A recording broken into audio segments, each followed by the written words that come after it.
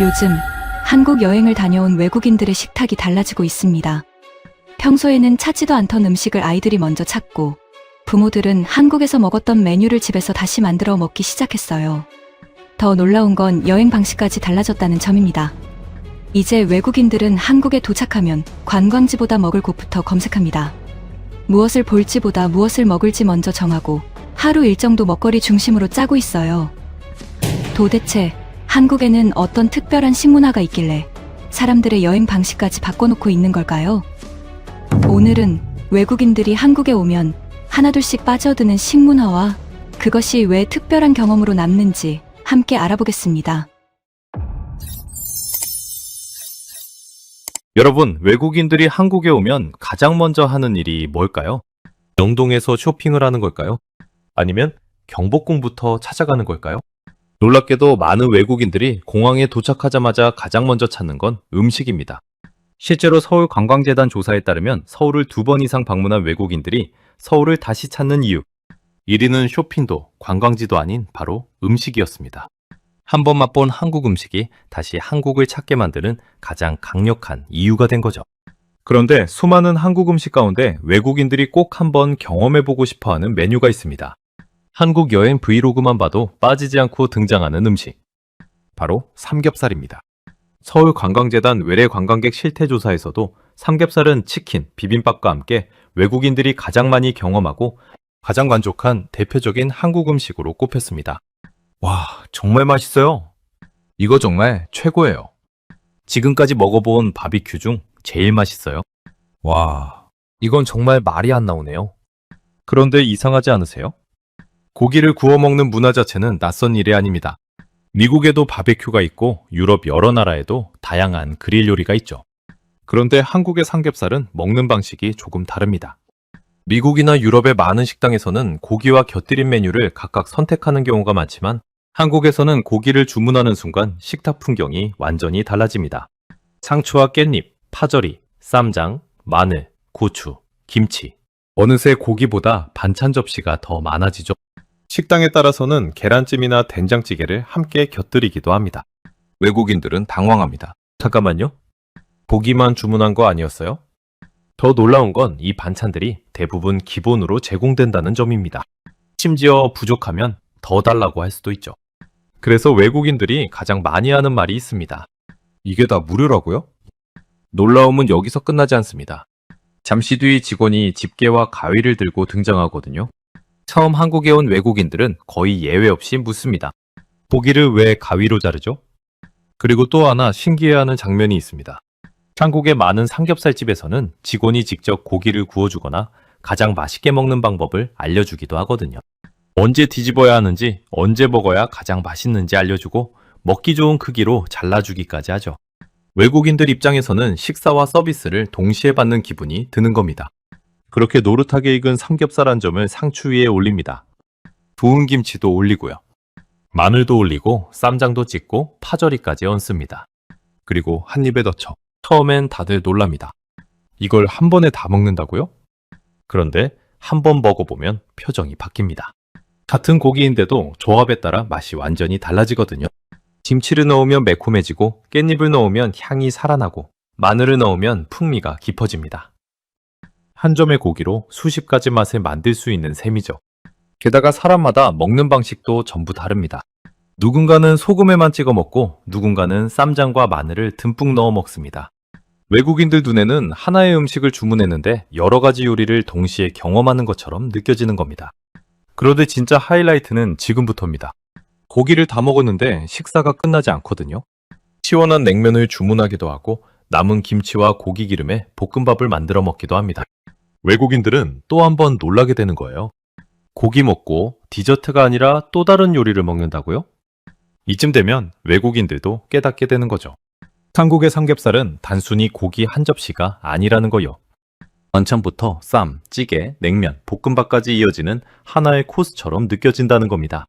그런데 삼겹살에 푹 빠진 외국인들은 자연스럽게 다음 질문을 던집니다. 한국 사람들은 평소에 뭘 먹을까? 진짜 현지인들은 어디로 갈까? 흥미로운 건 이들이 향하는 곳이 미쉐린 레스토랑이나 호텔 뷔페가 아니라는 점입니다. 이들이 궁금해하는 건 화려한 고급 요리보다 한국 사람들이 일상에서 즐기는 진짜 음식이죠. 그래서 많은 외국인들이 여행 첫날부터 전통시장과 동네 맛집으로 향합니다. 실제로 한국 음식 특집 프로그램을 촬영하기 위해 서울을 찾은 오스트리아 방송인 실비아 슈나이더도 가장 먼저 전통시장으로 향했는데요. 그녀가 찾은 곳은 서울 한가운데 자리한 광장시장이었습니다. 광장시장은 1905년에 문을 연 우리나라 최초의 상설시장으로 알려져 있습니다.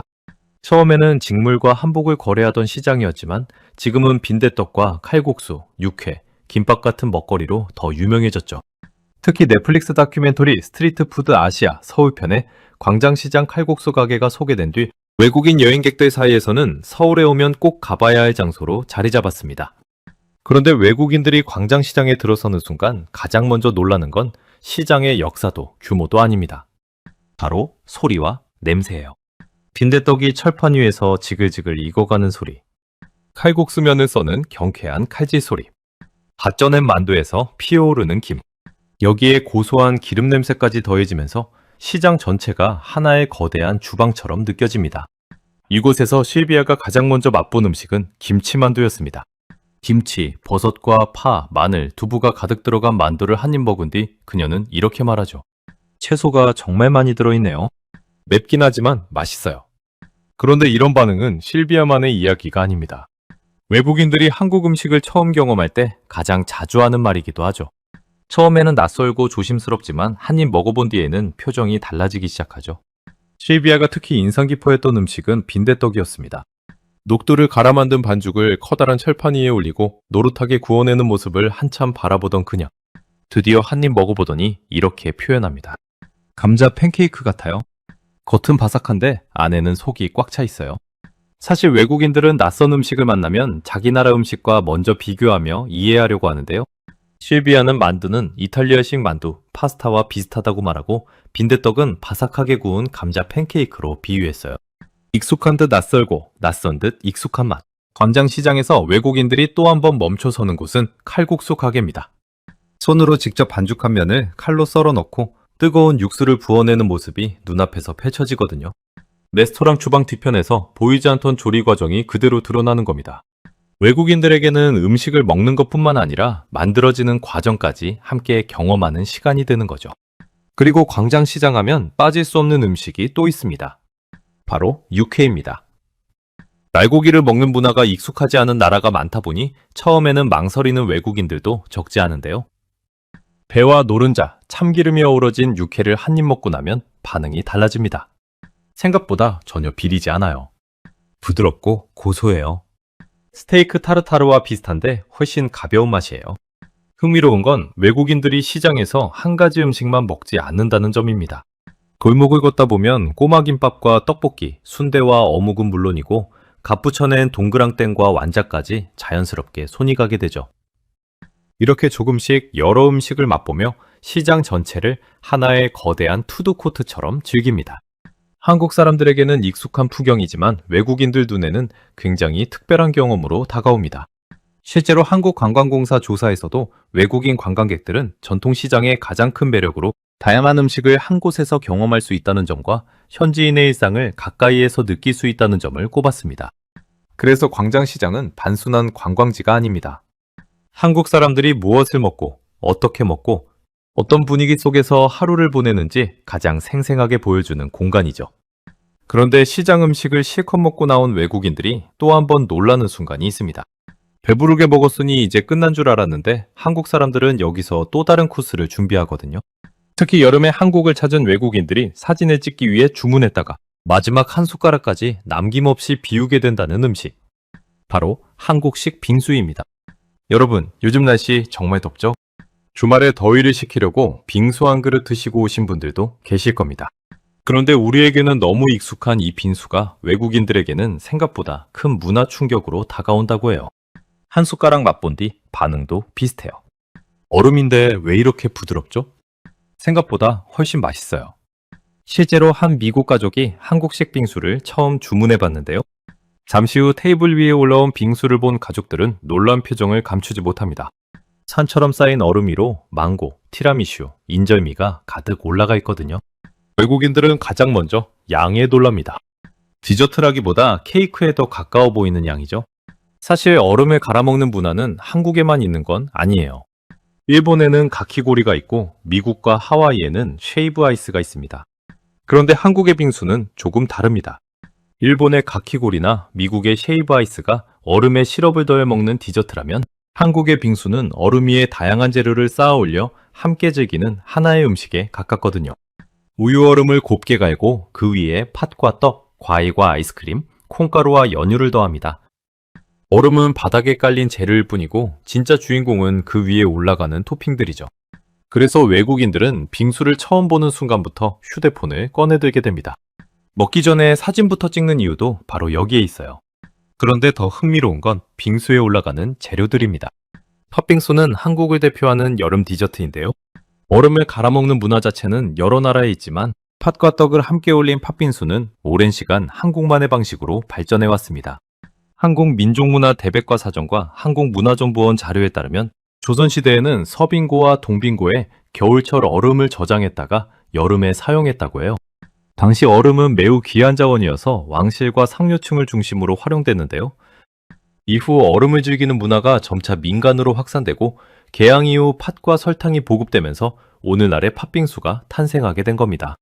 지금처럼 대중적인 음식이 된 건 1920년대 이후 냉장 기술이 보급되면서부터였어요. 처음에는 얼음 위에 팥과 떡, 연유를 올린 단순한 형태였지만 한국 사람들은 여기에 자신들만의 재료를 하나둘 더하기 시작했습니다. 그 결과 다른 나라에서는 보기 힘든 독특한 빙수들이 탄생하게 됐죠. 대표적인 메뉴가 바로 인절미 빙수입니다. 한국 전통떡인 인절미를 잘게 썰어 올리고 고소한 콩가루를 듬뿍 뿌린 뒤 우유, 얼음과 함께 먹는 방식인데요. 외국인들에게는 이 조합 자체가 굉장히 낯섭니다. 팥이 디저트에 들어가고 떡이 얼음 위에 올라가고 콩가루를 달콤한 음식에 뿌린다는 발상 자체가 익숙하지 않거든요. 그런데 첫 숟가락을 먹는 순간 반응이 달라집니다. 얼음은 눈처럼 부드럽게 녹아내리고 인절미는 쫀득하게 씹히고 콩가루는 고소한 풍미를 더해주죠. 이런 반응은 어른들만 보이는 게 아닙니다. 아이들도 마찬가지예요. 실제로 한국식 빙수를 처음 본 한 미국인 아기는 낯선 재료에 당황한 듯 울음을 터뜨리기도 했는데요.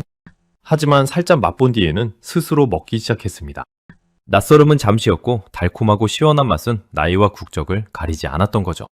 그리고 설빙의 인절미 빙수는 해외 매장 확장과 SNS를 통해 한국식 빙수를 알리는데 큰 역할을 했습니다. 2013년 부산에서 시작한 디저트 브랜드 설빙은 전통 재료인 인절미를 활용한 인절미 설빙을 선보였고 이 메뉴는 누적 판매량 2,500만 그릇을 돌파했어요. 이후 설빙은 중국과 동남아시아, 중동 등 해외 시장으로 진출하며 K-디저트 열풍을 이끌게 됩니다. 그리고 이런 인기에 힘입어 한국의 빙수 문화도 더욱 다양하게 발전하기 시작했는데요. 딸기 빙수, 멜론 빙수, 초당 옥수수 빙수, 애플망고 빙수까지 여름이 시작되면 카페마다 신메뉴 경쟁이 벌어질 정도죠. 특히 서울의 특급 호텔들은 매년 애플망고 빙수 경쟁을 벌이는데요. 최근에는 한 그릇 가격이 10만 원을 훌쩍 넘어서기도 합니다. 그런데도 예약이 어려울 정도로 인기가 많아요. 외국인들은 여기서 또 한 번 놀랍니다. 한 그릇에 10만 원이 넘는데도 예약이 금세 마감될 만큼 찾는 사람이 많기 때문이죠. 그만큼 한국 사람들에게 빙수는 단순한 디저트가 아닙니다. 무더운 여름이 시작되면 어떤 빙수가 나왔는지 찾아보고 친구들과 함께 새로운 빙수를 먹으러 가고 SNS에 사진을 올리는 하나의 계절 문화가 된 거죠. 그리고 외국인들도 한 숟가락 맛본 뒤에는 그 이유를 금세 이해하게 됩니다. 처음에는 신기해서 사진을 찍지만 어느새 마지막 한 숟가락까지 남김없이 비우게 되죠. 그래서 한국을 다녀간 외국인들 사이에서는 이런 말이 자주 나옵니다. 한국의 여름은 빙수를 먹기 전과 후로 나뉜다고요. 그런데 한국의 음식 문화는 여기서 끝나지 않습니다. 해가 지기 시작하면 외국인들은 또 다른 한국의 일상을 경험하기 위해 한강으로 향합니다.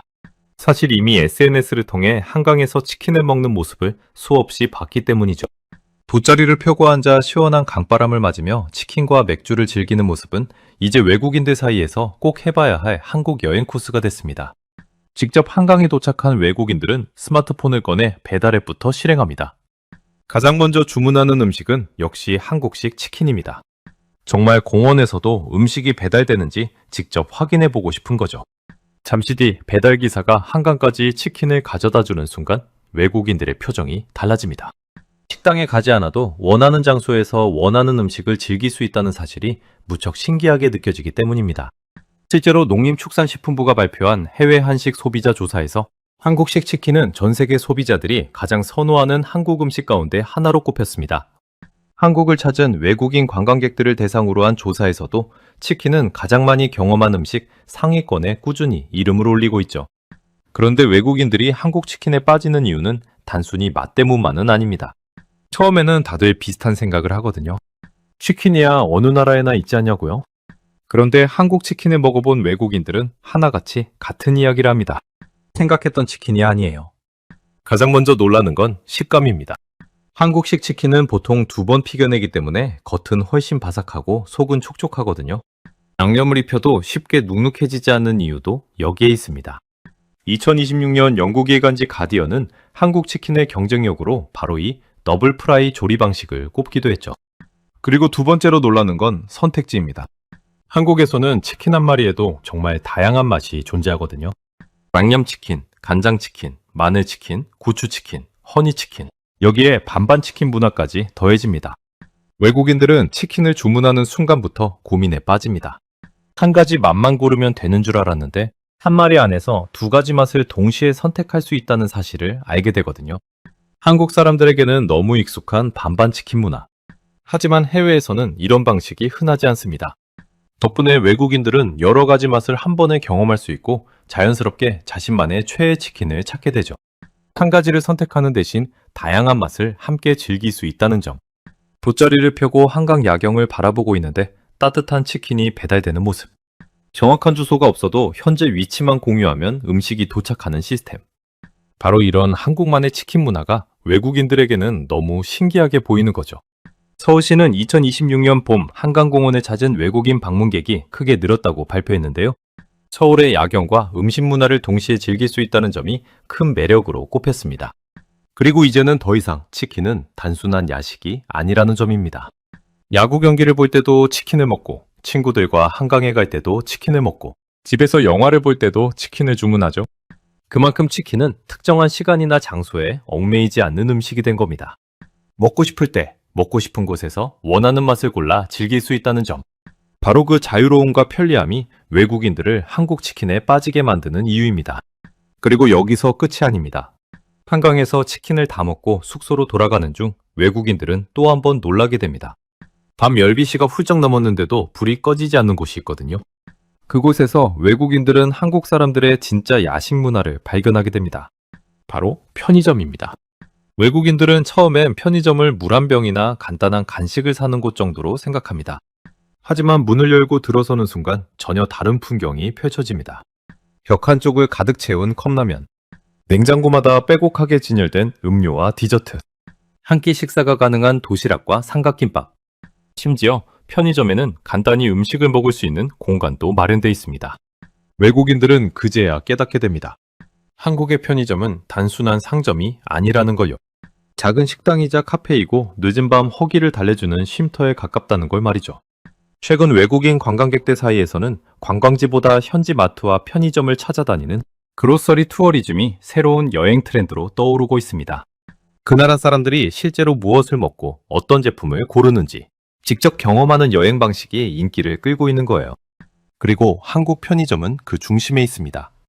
2026년 편의점 업계에 따르면 외국인 관광객 매출은 전년 대비 큰 폭으로 증가했는데요. CU는 외국인 매출이 100% 이상 늘었고 GS25와 세븐일레븐 역시 두 자릿수 이상의 증가율을 기록했습니다. 특히 명동과 홍대, 성수동처럼 외국인 관광객이 많이 찾는 지역에서는 편의점 자체가 하나의 관광 코스로 자리 잡고 있죠.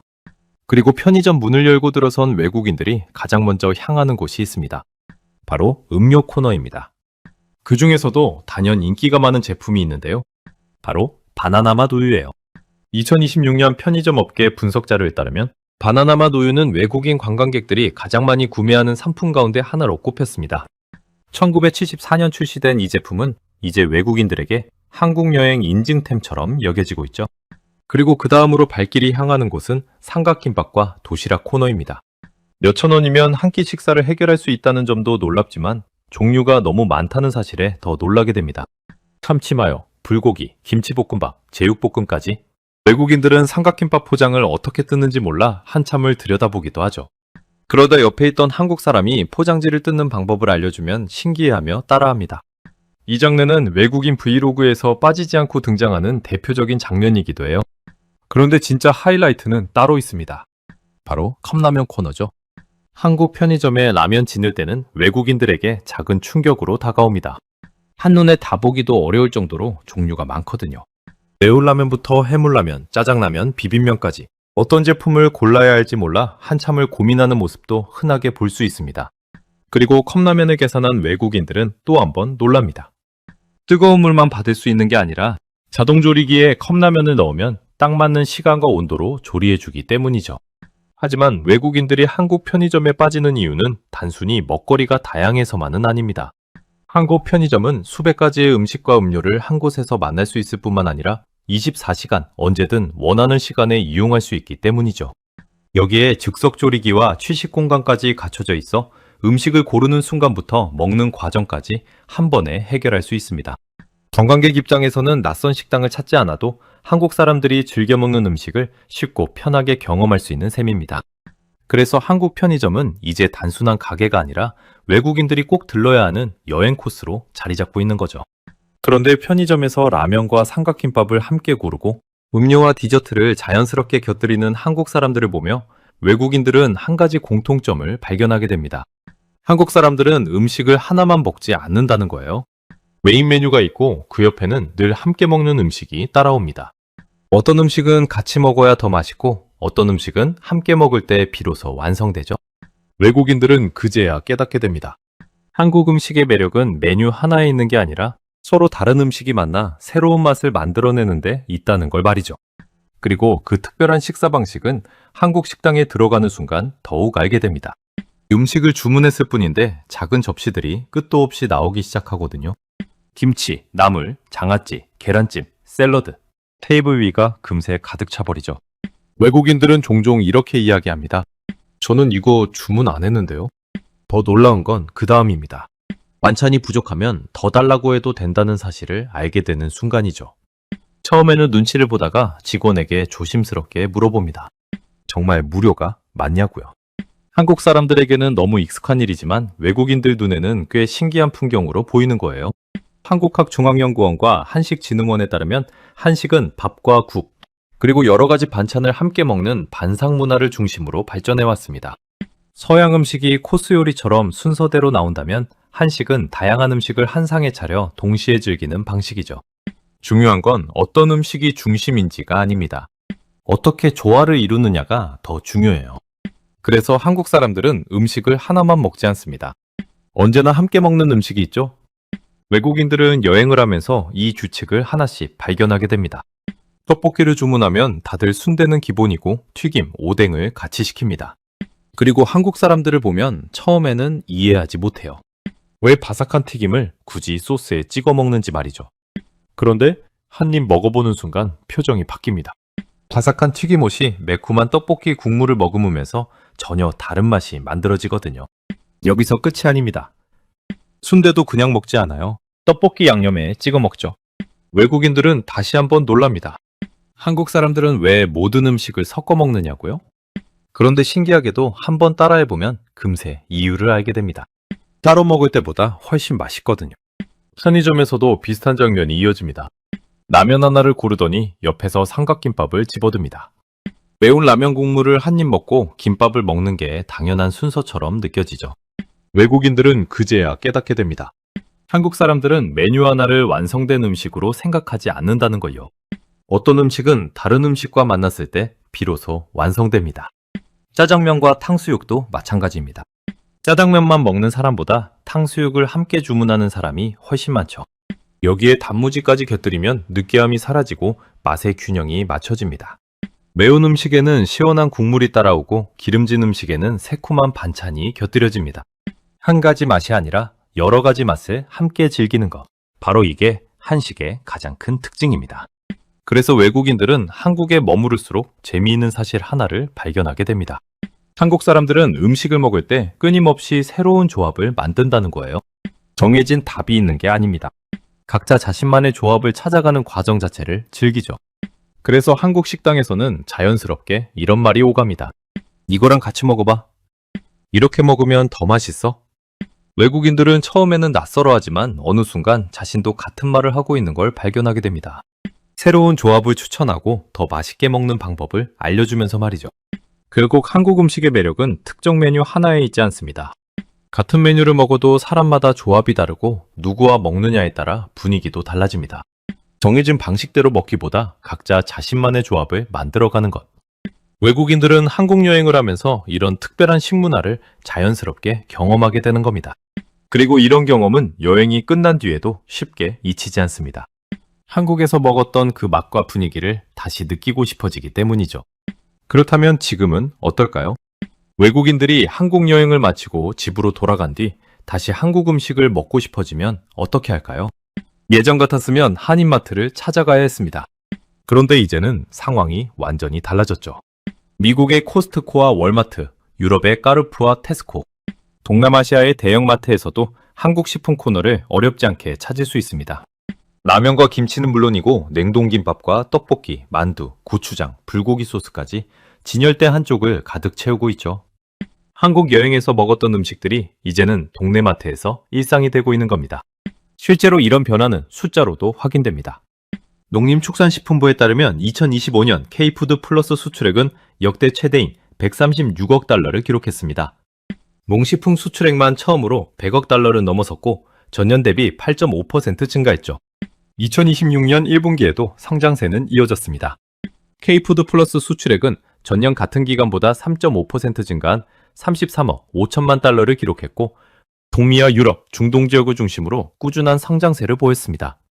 특히 라면의 성장 속도는 놀라울 정도입니다. 2025년 라면 수출액은 사상 처음으로 15억 달러를 돌파했습니다. 이제 한국 라면은 단순한 수출 상품이 아니라 세계인의 일상이 됐죠. 미국 대학생들은 기숙사에서 한국 라면을 끓여 먹고 유럽의 직장인들은 점심시간에 컵라면을 먹습니다.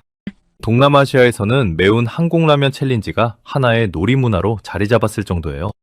흥미로운 건 해외에서 인기를 끄는 품목이 김치나 라면 같은 개별 상품에만 머무르지 않는다는 점입니다. 한국 사람들이 먹는 방식 자체가 함께 수출되고 있거든요. 해외 마트에서는 라면 옆에 김치를 진열하고 떡볶이 코너에는 고추장을 함께 배치합니다. 불고기 소스 옆에는 쌈장과 참기름을 놓고 냉동만두 옆에는 간장 소스를 함께 진열하죠. 단순히 상품을 판매하는 게 아닙니다. 한국 사람들이 어떻게 먹는지, 어떤 조합으로 즐기는지까지 함께 소개하고 있는 거예요. 이런 변화의 배경에는 K 콘텐츠의 힘도 있습니다.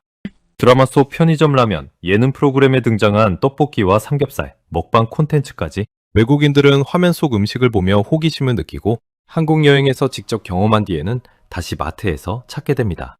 K 콘텐츠가 호기심을 만들고 한국 여행이 경험을 만들고 마트가 그 경험을 일상으로 바꾸는 구조가 완성된 거죠. 그래서 세계 식품 기업들도 빠르게 움직이고 있습니다. 2026년 서울푸드 국제식품박람회에는 49개국 1,800개 기업이 참가했습니다. 전 세계 유통업체와 바이어들이 한국 식품을 직접 살펴보기 위해 한국을 찾은 겁니다. 이제 K푸드는 일시적인 유행이 아니라 글로벌 식품 산업의 새로운 흐름으로 평가받고 있습니다. 한국 음식은 더 이상 특별한 날에만 먹는 이국적인 음식이 아닙니다. 세계 곳곳의 냉장고와 식탁위로 자연스럽게 스며들고 있죠. 그런데 여기서 한 가지 궁금해집니다. 도대체 한국 음식은 왜 이렇게 강한 힘을 가진 걸까요? 왜 외국인들은 한국 음식을 한번 맛본 뒤에도 오래 기억하는 걸까요? 지금까지 살펴본 모든 장면 속에 그 답이 숨어 있습니다. 여러분, 삼겹살, 시장 음식, 빙수, 치킨, 편의점 음식. 겉으로 보면 전혀 다른 음식들처럼 보이죠? 그런데 가만히 들여다보면 한 가지 공통점이 있습니다. 한국 음식은 혼자 조용히 먹고 끝나는 음식이 아니라는 점입니다. 누군가와 함께 나누고 함께 웃게 만드는 음식이죠. 삼겹살집에서는 불판을 가운데 두고 자연스럽게 역할이 생깁니다. 누군가는 고기를 굽고 누군가는 쌈을 싸고 누군가는 익은 고기를 앞접시에 올려주죠. 시장에서는 음식을 하나만 고르지 않습니다. 이것도 먹어보고 저것도 나눠 먹고 옆 사람이 먹는 음식까지 궁금해집니다. 빙수는 커다란 그릇 하나를 가운데 두고 여러 사람이 숟가락을 듭니다. 치킨은 한강의 야경, 친구들의 웃음소리, 배달이 도착하는 순간까지 함께 기억됩니다. 편의점 음식조차 단순한 간식이 아닙니다. 라면을 끓이고 삼각김밥을 고르고 매장 앞 의자에 앉아 이야기를 나누는 순간까지 하나의 경험이 되죠. 한국 음식은 맛있어서 기억되는 것이기도 하지만 사실 그보다 더 오래 남는 건 그 음식을 먹던 순간입니다. 누군가가 먹는 방법을 알려주고 함께 나누고 새로운 조합을 추천해주는 과정까지 함께 기억되죠. 한국 사람들에게 음식은 오래전부터 마음을 전하는 방식이었습니다. 밥 먹었어? 라는 말이 단순한 질문이 아니라 안부가 되는 나라. 오랜만에 만난 사람에게 언제 밥 한 번 먹자고 말하는 나라. 좋은 일이 있어도 밥을 먹고 힘든 일이 있어도 밥상 앞에 앉는 나라. 한국에서 밥상은 단순히 음식을 올려놓는 공간이 아니었습니다. 마음을 나누고 관계를 확인하고 사람을 챙기는 자리였죠. 그래서 한국 음식에는 유난히 함께 먹는 장면이 많습니다. 반찬을 나누고 국물을 함께 먹고 고기를 앞접시에 올려주고 더 먹으라며 권합니다. 우리에게는 너무 익숙해서 특별하게 느끼지 못했던 모습들이 외국인들에게는 깊은 인상으로 남는 이유도 여기에 있습니다. 한국 음식은 레시피만으로 완성되지 않습니다. 그 음식을 함께 먹는 사람, 그날의 분위기, 나누던 대화까지 더해질 때 비로소 기억에 남는 한 끼가 됩니다. 어쩌면 외국인들이 한국 음식을 그리워하는 이유도 바로 이 때문일지 모릅니다. 그래서 한국 음식은 한 번의 여행으로 끝나지 않습니다. 맛은 기억이 되고 기억은 다시 그 음식을 찾게 만듭니다. 그리고 그 기억은 또 다른 사람에게 전해집니다. 친구에게 한국 라면을 끓여주고 가족에게 김치를 맛보게 하고 다음 여행지로 한국을 추천하게 되는 겁니다. 이제 한국 음식은 세계 곳곳에서 새로운 식탁을 만들고 있습니다. 하지만 그 시작은 거창한 유행이나 숫자가 아니었습니다. 따뜻한 밥 한 끼, 함께 나눈 반찬 한 접시, 처음 맛본 쌈 한 입, 그리고 누군가의 한번 먹어봐 라는 말에서 시작됐죠. 어쩌면 지금 세계가 한국 음식에 빠지는 이유도 아주 단순합니다. 한국 음식에는 맛을 넘어 사람을 향한 마음이 담겨 있기 때문입니다. 그 마음이 언어를 넘어 전해지고 국경을 넘어 기억되고 다시 누군가의 식탁 위에 오르고 있는 겁니다. 그래서 외국인들은 말합니다. 한국 음식은 그냥 맛있는 음식이 아니었다고요. 그건 한국이라는 나라를 가장 따뜻하게 경험하는 방법이었다고요. 지금까지 시청해주셔서 감사합니다. 오늘 영상이 재미있으셨거나 도움이 되셨다면 구독과 좋아요, 알림 설정까지 부탁드립니다. 여러분은 어떤 한국 음식이 가장 기억에 남으셨나요? 댓글로 여러분의 경험도 함께 들려주세요. 앞으로도 전 세계를 놀라게 하는 한국의 이야기와 흥미로운 소식들로 찾아뵙겠습니다. 해외 감동 오픈이었습니다.